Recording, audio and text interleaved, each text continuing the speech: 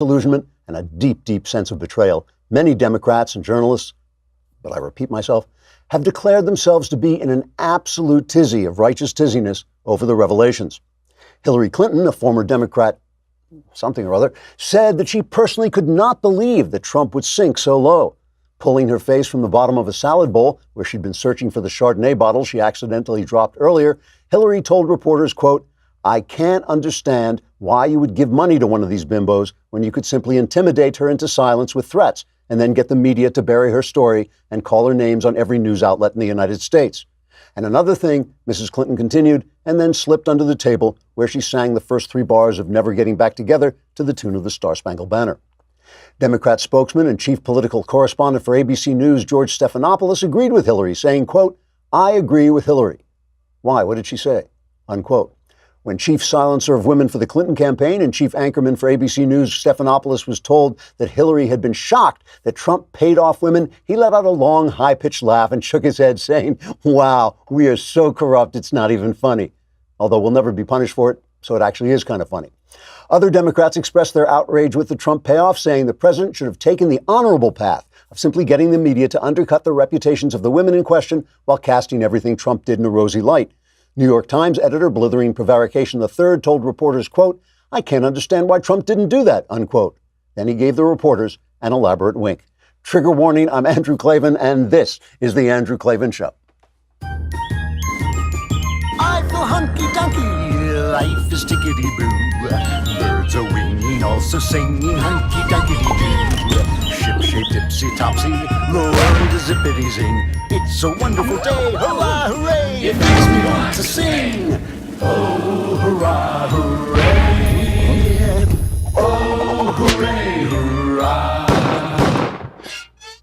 All right, I am back just about. I'm sorry I missed you yesterday. I got so deathly ill that I couldn't even drag myself in, but today I'm less deathly, still ill, but I did drag myself in. So it's going to be an exciting show. We're going to do the show always with the kind of suspenseful feeling of any minute I might pitch forward face first into my laptop, which, I don't know, would be kind of interesting. Today is the day when the final installment of Another Kingdom, written by me, performed by Michael Knowles, will become available to everybody. This is episode 10, The Last Dragon. And we're going to live stream the first 15 minutes. Is that right?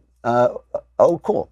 So you'll get to see the first 15 minutes, but then you can watch the whole thing on any of the places where you get these things, like iTunes and SoundCloud. We hope you've enjoyed this season of Another Kingdom. Head over to dailywire.com and subscribe to rewatch the full first and second seasons and receive premium access to all upcoming content. And you get to be in the mailbag. You get to listen to everybody's shows. It's just great. It's $10 a month, $100 for the year. For $100, you get the leftist tiers Tumblr, and the most important thing is we get your $100, which I think is more important than any of the rest of this. We have Jenna Ellis coming on to talk about stuff, really interesting stuff that's happening in the Supreme Court. But meanwhile, we have to talk about 23andMe. That is that is a service, you know, where you spit into a vial and they tell you everything you need to know about your DNA. I loved it. I used it. It was, first of all, it's amazing fun. It really is. I found out I was related to some of the Nordic gods. You probably knew that already. I can tell you about you and your family's story. It's called 23andMe because of the 23 pairs of chromosomes that make up your DNA. You can learn how your genes play a role in your well-being and your lifestyle choices. You can find the genetics behind your appearance and your senses. That's how I found out about the Nordic gods, because I was just that good looking. And now through December 25th, you can get 30% off any 23andMe kit. You can order your DNA kit at 23andme.com/Klavan. That's the number 23andme.com/Klavan. Again, that's 23andme.com/Klavan. You will get answers to all your important questions like, how do you spell Klavan? You should check our sponsors. You'll love what you'll be saving. But you must remember, there are no E's in Klavan. There's jobs and flowers, crates and wine, and all the folks are raving. But you have to spell it right. There are no E's in Klavan. There's stamps and sheets and mattresses. There's magazines and shaving. But if you want the discount, there are no E's in Klavan. Well, you can even have them bring the meals that you are craving. There is an E in Andrew, but there are no E's in Klavan. Are no E's in Klavan. K-L-A-V-A-N, there are no E's in Klavan. One of the great American songs from the Great American Songbook. I have to congratulate Democrats for having put the rest of us, Republicans, conservatives, in a kind of a moral bind. They really do this well. Democrats have been so corrupt and have used the media to cover up their corruption so well that we are put in the position of either having to defend bad actions by the Trump administration or by Donald Trump. We either have to defend them or we have to allow this anti-constitutional party, this anti-American party, a party that boos God at their convention. We have to essentially give over everything to them, because if we're going to allow our guys to get destroyed by the same kinds of charges that they withstood and have been withstanding for the last 20, 30 years, we will just always lose. We'll always lose our guys. So I don't want to be put in a position of saying, oh, what a wonderful thing it is that Donald Trump pays off, Playboy bunnies to keep them quiet. That's not a great thing. But the idea that we should care about this stuff now, after years and years and years of them telling us that Bill Clinton was our savior and Hillary Clinton was going to be the first woman president, what a wonderful thing that was going to be, is just ridiculous. The story, though, before I get to Michael Cohen and his story, he's been sentenced to 3 years in prison for all this, for paying off ladies to keep them from talking about Donald Trump. But before we talk about this, we have to talk about what they did to Michael Flynn. I'm going to guess that a lot of you do not know this story, because this should be the front page headline news, but it's really not.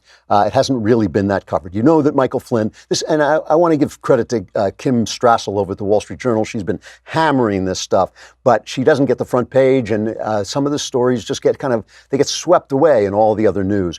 Michael Flynn, he pled guilty to lying to the FBI over a conversation he had with the Russian ambassador. The conversation was completely legal. In fact, it was his responsibility to have the conversation as part of Trump's staff. They say he lied, so they're just charging him with telling a falsehood to the FBI during the questioning about that conversation. Right? The investigation was supposed to be about Russian collusion, Trump's colluding with the Russians to fix the campaign. That investigation at the time was secret, right? They didn't know that investigation was going on. So here's what we now know. We know that Flynn pled guilty to this because he's been in the military his whole life, right? He's a soldier. Hasn't got a lot of money. It would have bankrupted him to have defended himself against it, and his son was also in danger of becoming a legal target. So they threatened him, basically. But before this, now just remember, this is a combat veteran, 3-star general, right? So they bring this before the federal judge Emmett Sullivan, and he's pleading, and the government is saying he shouldn't get any jail time, and he's pleading for that. And Sullivan, who everybody is thinking he's just going to make a decision right away, he says, hold on just a minute. What is going on here? He issued something called a Brady order. Sullivan is a guy who's famous for being suspicious of federal investigators, because he knows they play a lot of games. So he put forward a Brady order, which reminds the prosecution that they have to give the defense all the exculpatory evidence, all the evidence that might prove the defendant not guilty, right? And he saw some of this stuff and he said, wait just a minute, I want to see these documents for myself, okay? Because this is what they found out. And this, by the way, is stuff that the House investigators have been trying to get out of the FBI and the Justice Department all this time, and they've been stonewalling them. And now we know why they've been stonewalling. Here's what they did to 3-star General Michael Flynn, right? The then Deputy FBI Director, Andrew McCabe, who's now been fired for poor behavior, right? McCabe personally called up Michael Flynn and was talking about something else, right? He was talking about some other thing. And he said, oh, by the way, we'd like you to have a sit down with 2 agents to clear up a little bit about this conversation you had with the Russian ambassador, right? And he told Flynn not to have a lawyer present. He didn't want him to have a lawyer present. He said, once you do that, it all gets kind of complicated, and they didn't warn Flynn that it was a crime to lie to the FBI. So he didn't know, for instance, that if he got something wrong just accidentally and could be accused of lying, that he'd be charged with something that he would have to bankrupt himself to defend himself against, right? So none of this did he know. He wasn't given any kind of Miranda. He wasn't given any of that stuff. He was just provided with the entrapment opportunity to commit a crime. Now later, the first thing Flynn said was, "Oh, I misremembered this." And of course, you're talking to a 3-star general. Why wouldn't you believe him? But they didn't have to believe him because they knew they could pressure him and get him to crack and get him to plead guilty, right? James Comey is bragging about this. Former FBI Director James Comey, one of the agents, by the way, I should also mention, who went over to talk to him was Peter Strzok, the guy we all remember was sending texts to his lovers about how he had to have a plan to get rid of Donald Trump if he got elected. So all of this stuff, I mean, this is real dirty cop stuff. And they're saying, well, we wanted Flynn relaxed and unguarded, so we didn't want to give him the standard warnings about how you might commit a crime. Comey is bragging about this on MSNBC. Listen to this. You look at this White House now, and it's hard to imagine 2 FBI agents ending up in the same room. How did that happen? I sent them.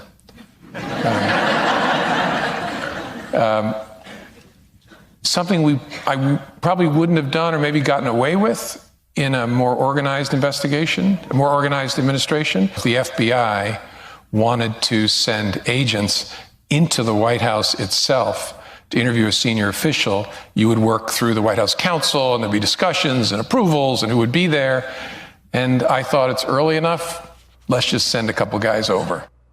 So everybody's laughing. The audience is laughing about this. He's bragging about it. He took advantage of the chaos in the new administration to send a couple of guys over to talk. They treated this 3-star general like a skell. They treated him like they treat suspects in NYPD Blue, you know? I mean, remember the old cop show where they would bring guys in and they'd lie to him about, oh yeah, you don't need a lawyer. Once you get a lawyer, it gets complicated. This is just me and you talking. That is one thing if you're talking to somebody who may have just killed somebody or something like this, but you're talking to a combat veteran 3-star general who may have made a mistake in remember, it was a legal conversation he had with the Russian ambassador. It was part of his job. He had no reason to think he was in legal jeopardy, and they just pulled this trick on him and they nailed him. It's dirty cop stuff. It would be ugly if they did it to a killer. It's despicable that they did it to Michael Flynn. We got to pause for a minute and talk about Boll & Branch sheets. You know I love Boll & Branch sheets. I would say I never sleep, but I spent the last 24 hours asleep, and I was so comfortable in my Boll & Branch sheets. They are beautiful, beautiful sheets. They not only look good, they feel great. What makes them unique is that each sheet is crafted from 100% organic cotton. That means Boll & Branch sheets not only feel incredible, but also look amazing. And since Boll & Branch sells exclusively online, you don't pay that expensive retail markup. That's half the price for twice the quality. You'll love these sheets. Try them for 30 nights and see for yourself. If you're not impressed, return them for a full refund.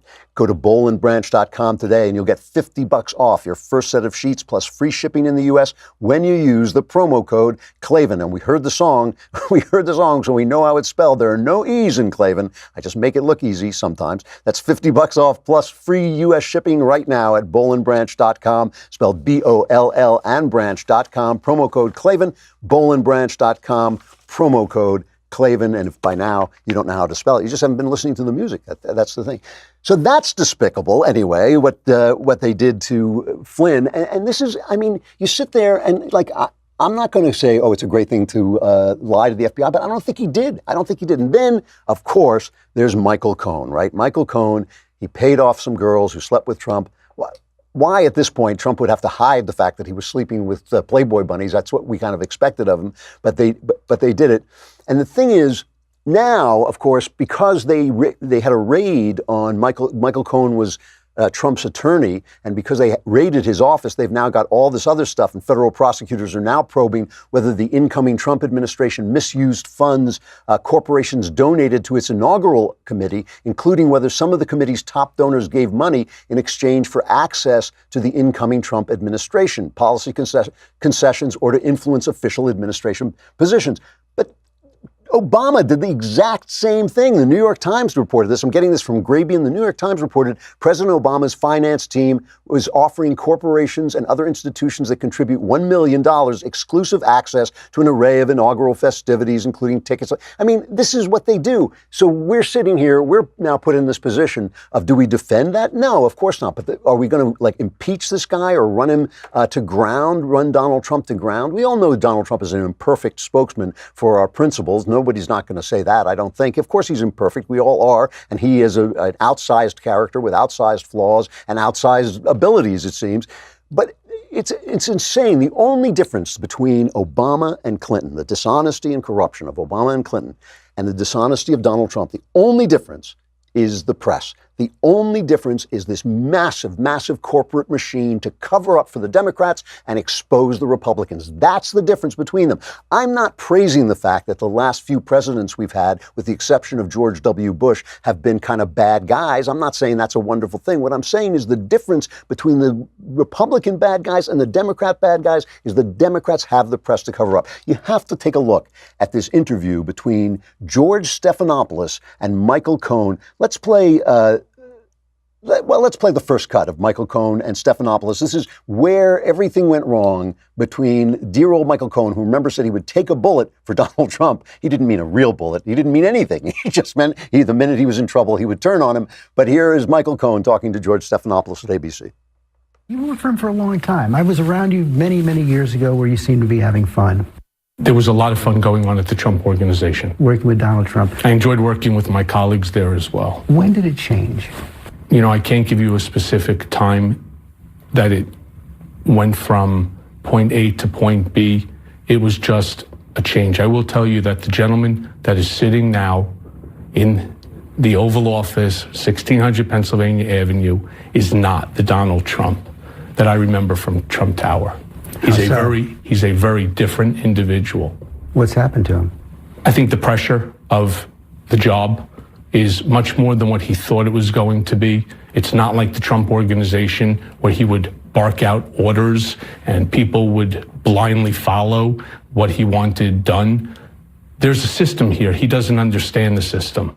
So I just want to remind you of what you're looking at here. You're looking at George Stephanopoulos, who worked in what they called the war room, silencing women, what Hillary Clinton referred to as bimbo eruptions. That's George Stephanopoulos, who intimidated and silenced women for the Clinton campaign, interviewing Michael Cohen, who only paid them off. At least they made a profit, right? Here, let's just go back. This is from that famous documentary, I think it's called The War Room. This is George Stephanopoulos talking to a reporter, bullying a reporter. This is 1992. He's bullying a reporter into killing a story about, as Hillary Clinton would put it, a bimbo eruption, a woman who said she had either been raped by or harassed by or had slept with Bill Clinton.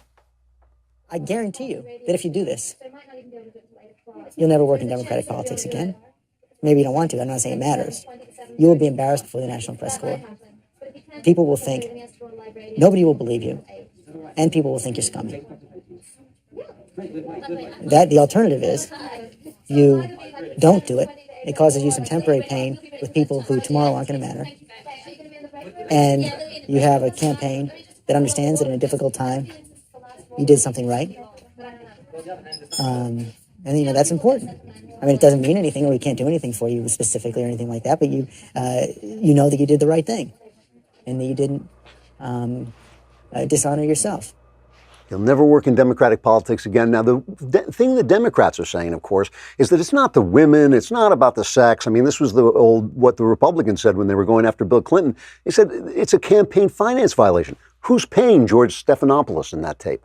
Who's paying him? Where's the money coming from? It's coming from the Clinton campaign. Where's the Clinton campaign money coming from? It's coming from donors. It's like we're in this position now where, in order to protect the Constitution, in order to protect American freedom, in order to protect the things that Donald Trump has in fact protected by installing justices who believe in the Constitution and don't just believe in leftist fiats, issuing leftist fiats from the bench, by cutting back the regulations that prescribe people's freedoms, by all the things that Trump has done that really really have made this the country better than it was under Obama. We're supposed to let that go because he has done things that we disapprove of, but which are nowhere near as bad as what the Democrats have been doing for all these years. They ran a candidate against Trump who was part of this. Hillary Clinton was part of this. She was part of the intimidation game that they used to silence these women. And so now what you're watching is you watch Stephanopoulos, this guy who did this basically. The guy, Stephanopoulos, was Michael Cohen. Stephanopoulos was Michael Cohen for Bill Clinton. So you're watching Michael Cohen of the past interviewing Michael Cohen of the present, trying to reestablish his reputation. Play cut number 3. Why do you think President Trump is lashing out against you in such a personal way, daily almost now, calling you weak, calling you a liar? Is he afraid? Seems like it. That's what he does. That's what he does. Are you afraid of him? It's never good to be on the wrong side of the President of the United States of America. But somehow or another, this task has now fallen onto my shoulders. And as I also stated, that I will spend the rest of my life in order to fix the mistake that I made. How are you going to do that? I don't know. That's wonderful. That is wonderful. It's the task has fallen on my shoulders. The task has fallen on my shoulders. This is to save our nation. And this is George Stephanopoulos basically trying to establish sympathy. Why is he attacking you so personally? He's trying to establish sympathy for this guy and trying to make some kind of transition from cheap, thuggish lawyer for Donald Trump into sympathetic character who's now. And why is he doing it? Well, of course, we all know why he's doing it, because he is Michael Cohen. George Stephanopoulos is the Michael Cohen of the past, trying to reinstate the Michael Cohen of the present. And of course, we're hearing this. Here is Representative Denny Hake. He's got the most original take on this. Before we play that, let's pause for just a minute. Let's hear from Donald Trump himself, because Donald Trump put forward an argument. Of course, you expect Trump to make an argument in favor of himself, but his argument is actually pretty good. Let's listen to that first. Cut 3. Let me tell you, I never directed him to do anything wrong. Whatever he did on his own. He's a lawyer. A lawyer who represents a client is supposed to do the right thing. That's why you pay them a lot of money, et cetera, et cetera. He is a lawyer. He represents a client. I never directed him to do anything incorrect or wrong. And he understands that. Look, he did some bad things unrelated to me, maybe related to his other clients. I wasn't his only client. He had other clients. He did some bad things. And income tax evasion, I heard about taxi cab, I heard about a lot of things. Now, I'm not reading about any of that stuff, because what he did is he made a deal to embarrass me. In order to embarrass me, they cut his term down. Pretty terrible stuff. And then when it comes to the paying off of women, Trump says this, and I hate to say it, but it's a perfectly good argument. It's such a sad argument, but it really is good. This is cut 2. Nobody, except for me, would be looked at like this. Nobody. What about Congress, where they have a slush fund and millions of dollars is paid out each year? They have a slush fund. Millions. They don't talk about campaign finance anything. Have you ever heard of campaign finance list? Have they listed that on their campaign finance sheets? No. Because it's our tax money. He's right. Congress is paying off women. It's paying off women with our tax money. And that is just an amazing, amazing thing. And that Trump could say this. Oh my God. It's like what Trump's argument is basically, they are so sleazy that my sleaziness shouldn't count, which is right. I mean, that's the state of our union at this moment. I mean, obviously the answer is we should elect better presidents on both sides, but while things are the way they are, as long as things are the way they are, no George Stephanopoulos is going to move from intimidating women to interviewing Michael Cohen for buying off women and tell us that we should listen to that as if it were anything other than a guy trying to make excuses essentially for himself and for his party. That's why I loved this Congressman Denny Heck with the most original take on the entire thing. I'm prepared to say something I've never said. The writing's on the wall, the walls are closing in, and this is the beginning of the end for the Trump administration. I think we should just tack that on to number 12. Play that. Today is a turning point. Today was historically bad for President Trump. Today was a turning point. A turning point. We're at a turning point here. The beginning of the end for the Trump presidency. The beginning of the end. And breaking news. We have another bombshell. Mike Pence might have to assume the office of the presidency. The call for impeachment. Rumblings of the word impeachment. Breaking news. Another bombshell out of the White House. I believe this is the beginning of the end. I do too. It's really the beginning of the end. The beginning of the end. He may be feeling the walls closing in on him. All the walls closing in on him. The walls closing in on him. Breaking news, a new bombshell. One astrologer says this means the beginning of the end for President Donald Trump. The beginning of the end of the Trump presidency. Trump will resign. Trump is going to resign. Is this the tipping point? I know we've said it over and over. You think this is a tipping point? And over and over. This is a tipping point. And over and over. Breaking news, President Trump off the rails. It was the beginning of the end today. The beginning of the end. It reminds me a lot of the last days of Nixon. Breaking news tonight, new bombshell. This is the beginning of the end. So it's yet another beginning of the end. We're going to stay on with Facebook and YouTube today, let you hear the whole show because Jenna Ellis is coming up. Do not forget to listen to, or watch Another Kingdom, the final episode, The Last Dragon. Everybody can get it now, but that is no reason not to subscribe to dailywire.com, where you can go back and watch both the first and the second season. The amazing visuals that are there for the second season are really just great to watch. But in any case, go on and please leave a 5-star review wherever you're looking, and maybe a nice comment. I think you're going to love it. If you haven't listened to it yet, I really think you will love it. You can now get the whole story right away from 1 to 10 if you want to binge it. But it even stars the fabulous and lovely and occasionally lovely Michael Knowles. But let us go to Jenna Ellis. She is, I shouldn't have to introduce her anymore, but I do it just for my own personal pleasure. She's the director of the Dobson Policy Center, a contributor to the Washington Examiner, the Federalist, and our own Daily Wire. Her book is The Legal Basis for a Moral Constitution, a guide for Christians to understand America's current constitutional crisis. Jenna, it's been, days. It's great to see you. Great to see you too. And I'm loving the Ted Cruz beard. You're rocking it. So do you like it? I'm getting a little. Yeah. All right. Well, that's it. I mean, you're in this season, and with everyone and all the liberals who love Ted Cruz's beards now, maybe they'll start tuning in and they'll love you too. I think it would take more than a beard, but I'll hope so. Start there. I'll live in hope.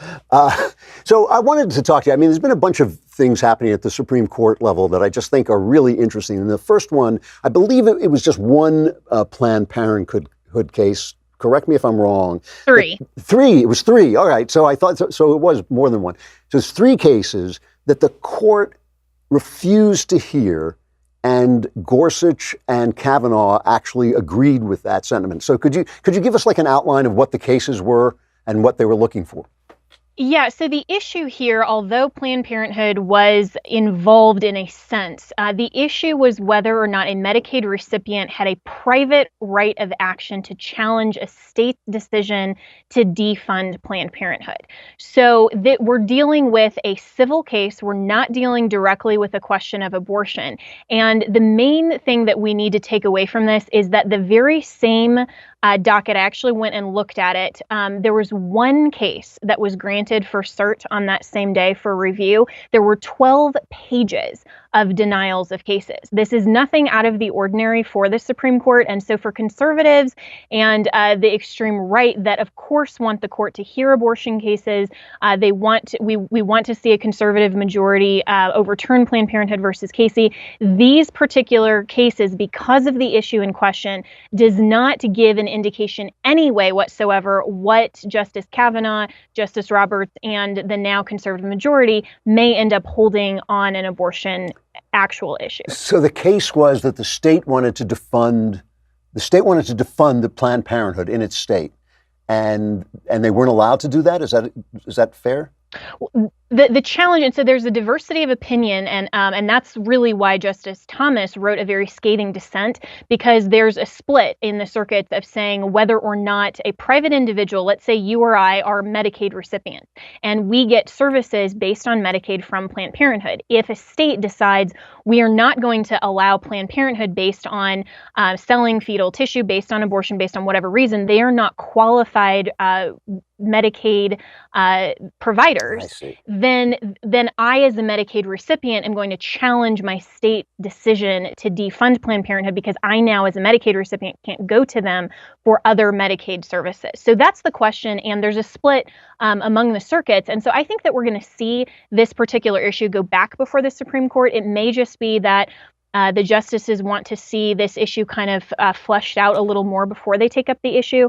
And I don't think that this signals anything about their unwillingness to address it overall, just that they didn't choose to address it now on these particular cases. So there was a lot of tea leaf reading over this about this means that basically Gorsuch and Kavanaugh are going to stand up for Roe v. Wade, are going to not overturn Roe v. Wade, but you don't see that at all.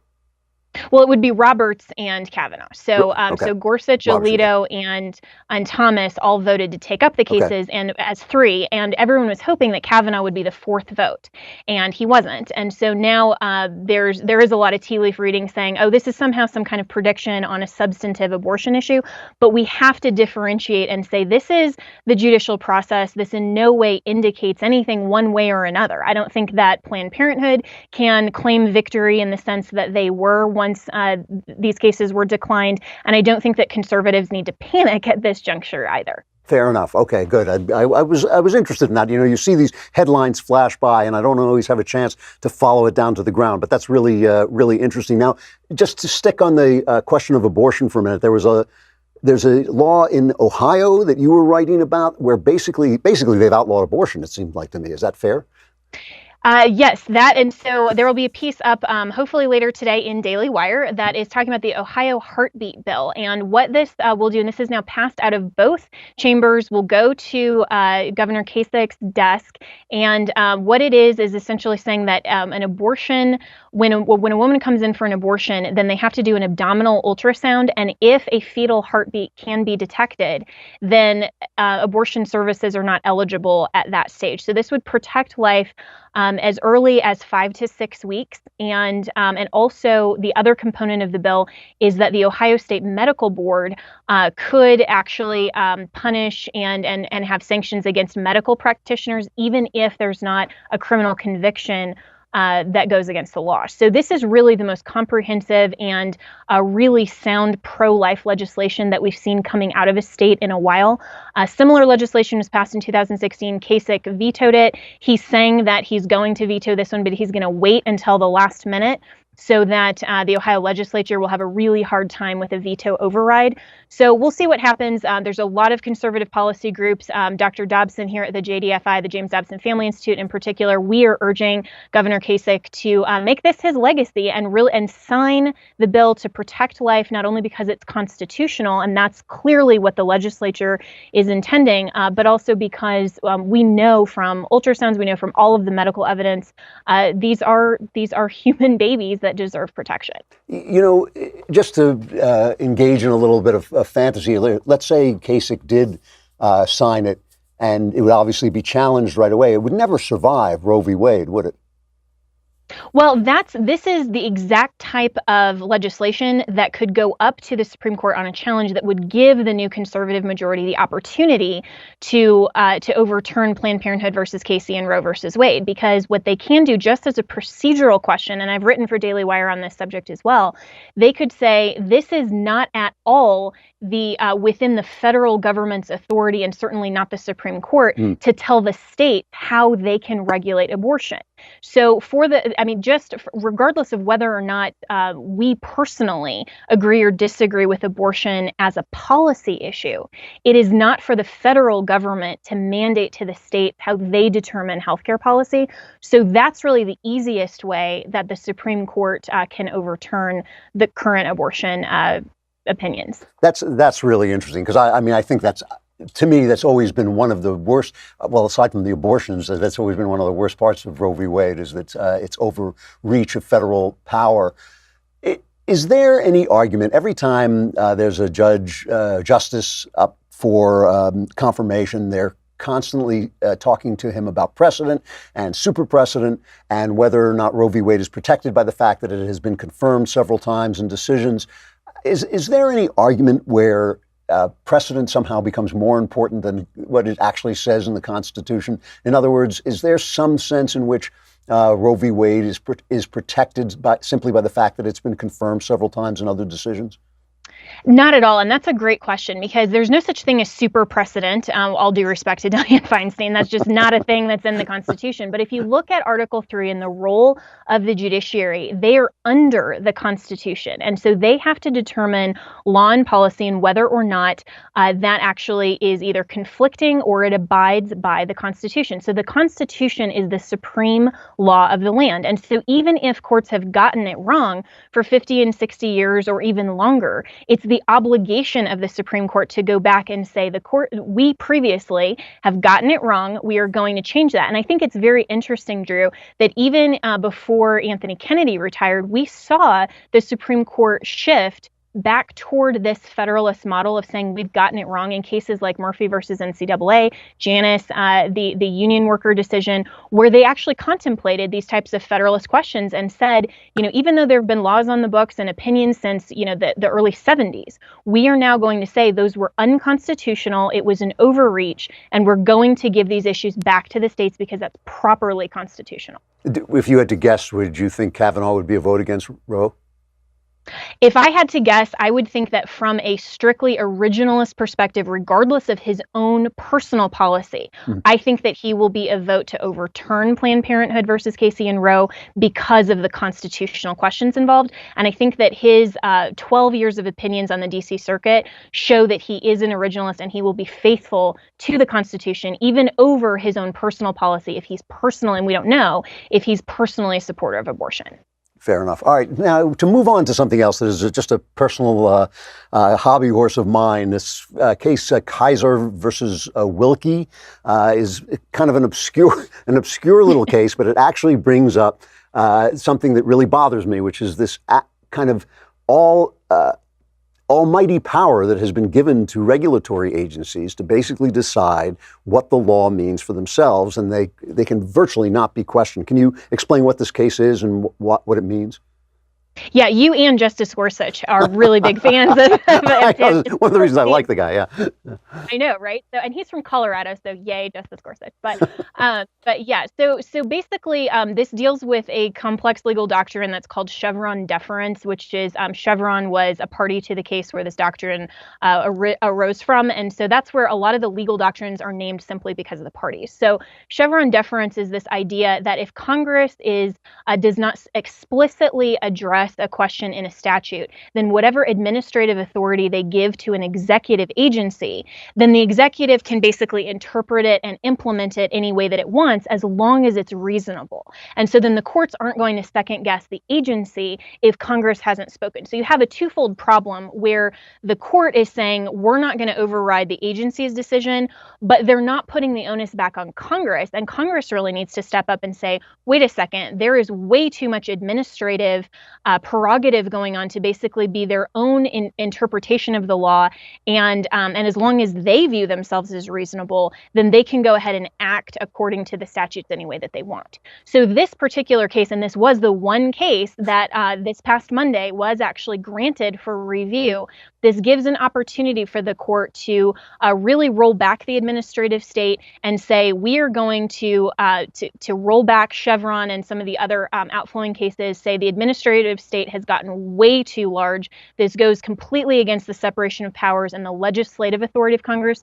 But really, even if they do that, Drew, Congress needs to step up. And how much do we say that on so many different issues? But Congress really needs to step up, and they need to legislate much more explicitly so that we don't have this crazy grant of just humongous authority to the administrative state and executive agency. Well, it's kind of a double bind, because by giving this much power to regulatory agencies, Congress gets off the hook for its own decisions. They can blame the regulatory agencies for the things that they do without saying and say it's not in the law, this is just what they did. But at the same time, it encourages them not to pass laws, not to do anything, because they can depend on the regulatory state to do it. It's actually a collapse.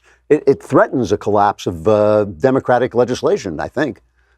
Yeah, and it threatens the collapse of separation of powers. We have separation of powers for a reason, so that we have a legislative branch and then we have an executive that cannot legislate. And so as a practical example for people who, who may be thinking this is getting in the weeds a little bit, look at the immigration decisions. And so because Congress, through legislation, abdicated so much of their immigration authority to the executive, and President Trump rightly cited his ability to close the borders or to deny entry, that really needs to fall under Congress, and they specifically have immigration authority under Article 1, Section 8. But they're unwilling to do that because they can't get it together to pass common sense legislation on that. So they're saying, you know what, executive, why don't you do this? You have border control, you have INS, you have all of these regulatory agencies, you do it. And sorry, my eye is watering for some reason. I promise it's not because I'm not crying over your beard. I promise. That's good to know. Yeah. Yeah, I know. And so with the immigration issue, I mean, it's that with the trade, the TPA authority, with all of these things that Congress has legislated, basically saying we're just giving this to the executive branch. They can determine what they want to do. Then Congress sits back and says, "Hey, not our fault." It is an amazing system. It's like a catch-22 where they never have to do anything. And really, it seems like only the courts can get us out of it at this point, or at least for now. Jenna, it's always great to see you, and I probably won't see you before Christmas, so have a Merry Christmas. Merry Christmas, Drew. Always great to be with you. Thanks. All right, talk to you soon. Bye. It's interesting bringing up this the immigration thing, which is one of the places where the administrative state has essentially paralyzed Congress. There's a story now about a girl who died in federal custody that is being used to once again to demonize ICE and demonize the laws. A 7-year-old Guatemalan girl who died in border control custody, and what the left is kind of burying is that she was dehydrated when she arrived from her trip, and the federal authorities choppered her to get her medical care, and she died anyway. And so now they're saying that, oh my gosh, this is just one more, Donald Trump sits up at night in Mount Doom, wherever Donald Trump's White House is, situated in the cleft of the rock of Mount Doom, trying to decide how to destroy little children. This was a case where it was actually her parents' attempts to illegally bring her into the country, which destroyed her, and it was the feds who were actually trying to save her, which is just despicable. And the other thing, of course, about this about the immigration story is the way it has been racialized by the left. There was a lot of reason to believe that certain voters who believe in border security turned away from Donald Trump in the midterms because they felt that there was this underlying racism to what he was saying. This is something that Selena Zito has written about. And I'm sure there's a truth to this.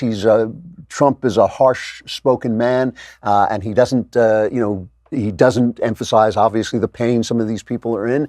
He's emphasizing the thing that I think is the main thing. It's a rule of law issue. But listen to the way they play this on the air, because it's so important. This is April Ryan, who is in the presidential press corps. She's always asking questions from the White House. She believes that she's an objective reporter. Listen to her talk about this immigration issue. And this is what people are hearing. I mean, not from CNN, because nobody's watching CNN, but this is what people are hearing in general from the press.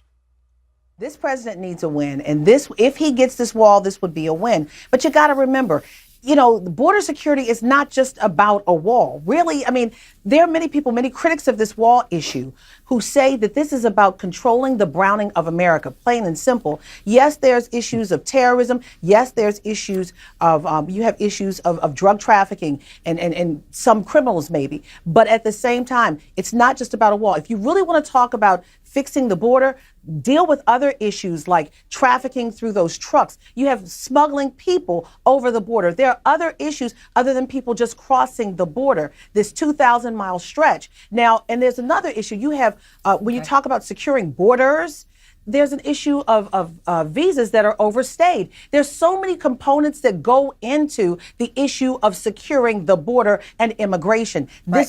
This border wall thing is about controlling the browning of America. What's her evidence? Who says so?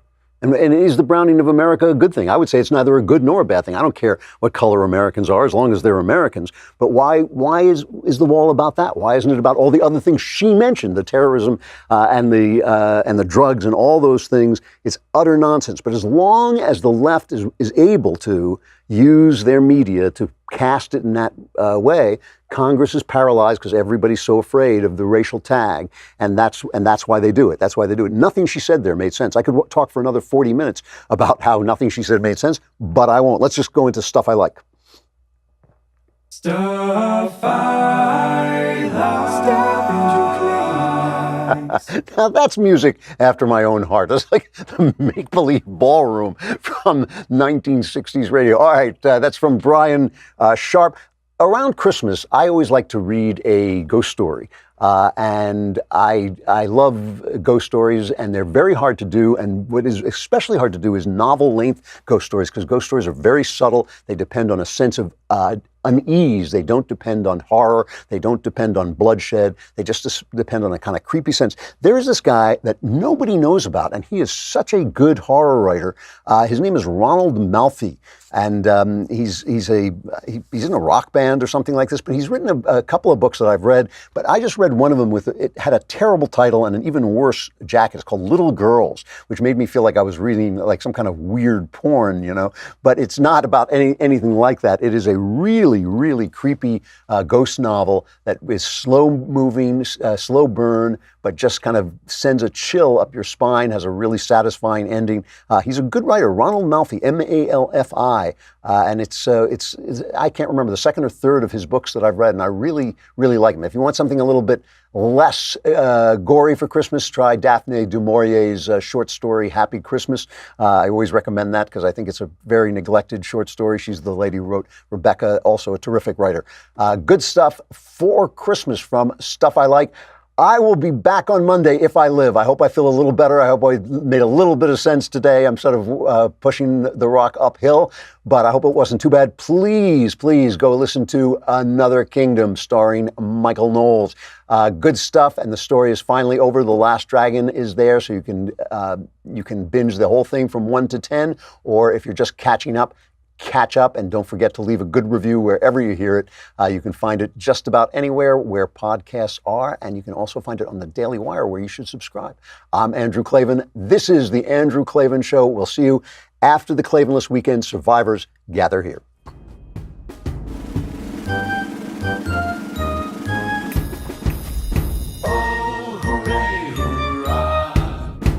The Andrew Klavan Show is produced by Robert Sterling. Executive producer, Jeremy Boring. Senior producer, Jonathan Hay. Our supervising producer is Mathis Glover. Technical producer, Austin Stevens. Edited by Alex Zingaro. Audio is mixed by Mike Cormina. Hair and makeup is by Jesua Alvera. And our animations are by Cynthia Angulo and Jacob Jackson.